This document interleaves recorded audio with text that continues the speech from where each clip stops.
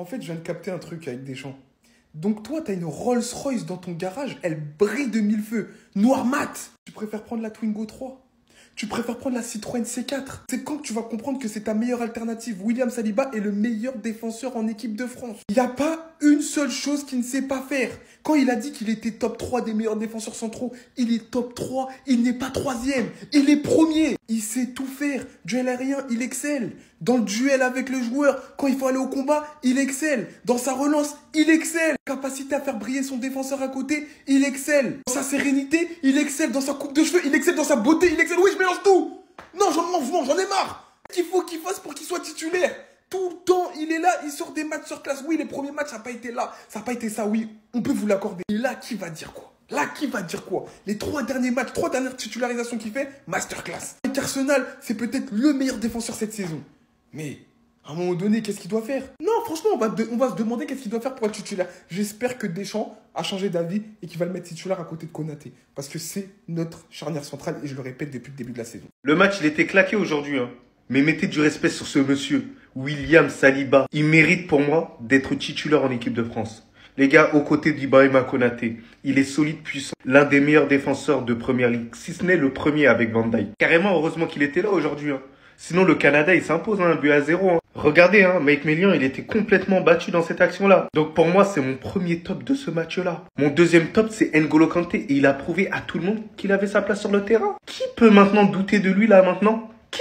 Il courait absolument partout sur le terrain. Résultat 0-0. Pas de but encaissé, clean sheet. Il instaure une rigueur au milieu de terrain. Et on n'a pas vu d'espace entre les lignes. On va pas se mentir, ce qui aurait été beau, c'était qu'il mette ce but-là. Mais malheureusement, il n'a pas marqué. Il a carrément hésité. Tellement N'Golo Kanté, il est gentil, il a hésité à faire la passe en retrait. Mais au final, il s'est dit la meilleure solution, c'est de frapper dans tous les cas. Malheureusement, raté. Mais bref, les gars, on va pas se mentir, le match, il puait sa mère. Voilà, il y a quasiment aucune analyse à faire. Alors certes, il y en a qui vont tomber sur Kolo Muani, parce qu'il a raté la dernière action. Mais faut lui tomber dessus quand même. Voilà. Ça à toi? C'est quoi ce match? Bien gaze, emoji 12 flammes. Oui, 12. Le débat là sur les européennes, avant le match, il était plus intéressant. Il était animé, il y avait un peu d'intensité. C'est TF1 qui avait tout compris, c'est pour ça qu'ils ont mis le match en différé. Non, c'est trop. On va commencer par parler doucement. Au nom de Dieu, il mérite d'être titulaire. Au nom de Dieu. Quand je vous dis que Saliba est le meilleur défenseur central français actuellement, aucun défenseur qui le regarde dans les yeux. Le seul, c'est peut-être Rudiger et encore. Toujours bien placé, toujours propre dans sa relance. Toujours là, au beau moment. Encore une fois, il sauve l'équipe de France à combien de reprises? Bref, je ferai une vidéo sur lui. Voilà, vous savez très bien. Encore une fois, N'Golo Kanté qui prouve qu'il a largement sa place dans cette équipe de France. En plus, il a joué tout le match quasiment, si je me trompe pas. Il a encore été partout. Voilà, il a encore été partout. Il s'est démultiplié comme Kirikou. Juré que je ne sais pas comment va faire Deschamps. Il va mettre qui? Kamavinga, Tchouaméni, il va mettre Kanté, il va mettre Rabiot. Ça va être trop compliqué pour lui. C'était mes deux seules satisfactions. Mais Koundé à droite, s'il vous plaît. Venez, on se regarde droit dans les yeux. Koundé, c'est un très bon défenseur. Hein. Mais offensivement, c'est pas bon. Les centres, c'est pas bon. Je suis désolé, il faut mettre Klose. Non, franchement, je pensais pas avoir à dire ça. Hein. Mais il faut mettre Klose. Allez prendre Malo Gusto, je sais pas. Il a pas fait un match dégueulasse. Je vois beaucoup de commentaires qui disent « Ouais, il a été éteint et tout. » Non, il a pas fait un très bon match, c'est vrai. Moi, je continue à penser que cette animation offensive ne lui va pas du tout. Un bon joueur, quand il peut tourner autour, quand il a un peu de liberté sur le fond de l'attaque, quand il est bridé comme ça, c'est compliqué. Aujourd'hui, ça a été compliqué. Bref. Direction l'Allemagne. J'espère qu'on va montrer un autre visage parce qu'aujourd'hui... Merci, et encore merci, Olivier Giroud. Grande Olivier Giroud.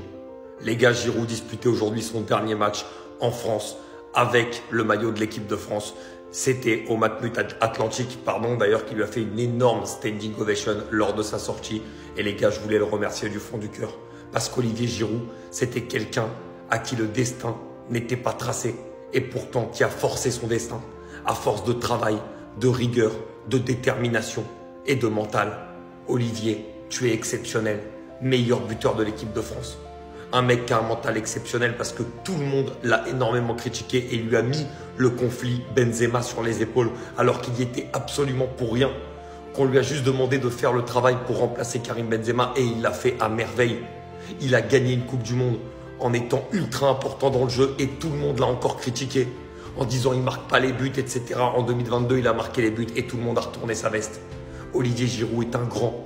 Olivier Giroud, quand ses enfants ils vont regarder sa palette de buts, ils vont dire c'est un crack, il a mis des buts extraordinaires, que ce soit en équipe de France, à Arsenal et dans ses clubs. Toujours exceptionnel, comme le bon vin, il s'est bonifié avec le temps. Olivier Giroud est une immense légende de l'équipe de France. Il est top 10 légende de l'équipe de France. Et c'est totalement mérité. Et moi, oui, j'ai la larme à l'œil, parce que ce genre de joueurs, ceux qui sont capables de se sacrifier, de sacrifier leurs stats au détriment du collectif, de sacrifier finalement les honneurs de tout le monde au détriment du collectif. Combien de fois il a accepté de porter des responsabilités qui n'étaient pas les siennes sur ses épaules? Et il a tout encaissé, sans broncher, sans parler dans les médias. C'est un exemple, Olivier Giroud, pour les futurs footballeurs de la nouvelle génération. Olivier, merci. Et on attend vraiment que tu termines cet Euro de la meilleure des manières. Ramène-nous cet Euro et on va te ramener cet Euro. Ce serait la plus belle des récompenses pour toi. Non les gars, potentiellement mon dernier match de l'équipe de la France, avec toutes les dingueries qui se passent, il n'y a rien qui va aujourd'hui en fait. Le RN y passe, la diffusion du match elle était retardée jusqu'à... Et en plus de ça on fait 0-0 contre le Canada.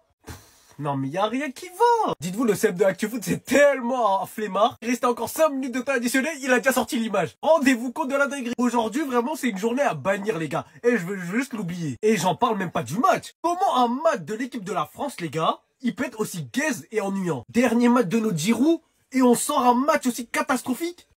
Je peux pas accepter ça. Mais en fait je peux rien faire et je peux rien dire. Parce qu'aujourd'hui, en fait, c'est une journée hantée. Et je vais pas vous mentir, j'ai pas regardé tout le match. La preuve. Là, rendez-vous dans 8 jours. Et par contre, dans 8 jours, faudra pas nous proposer cette performance minable. Enfin, le premier match de l'Euro 2024, les gars, face à l'Autriche. Et je suis tellement hype. Eh frère, ça va être le feu. Vu tous les trucs bizarres là qui sont en train de tourner sur les réseaux et tout, bon, je pense que vous êtes pas aveugles. Les gars, je vais rien vous apprendre. Je sais pas si vous êtes majeur ou quoi. En tout cas, le 30 et le 7 juillet, va falloir être présent. Quand on va porter ça là, ah, ça sera pas des lol, hein.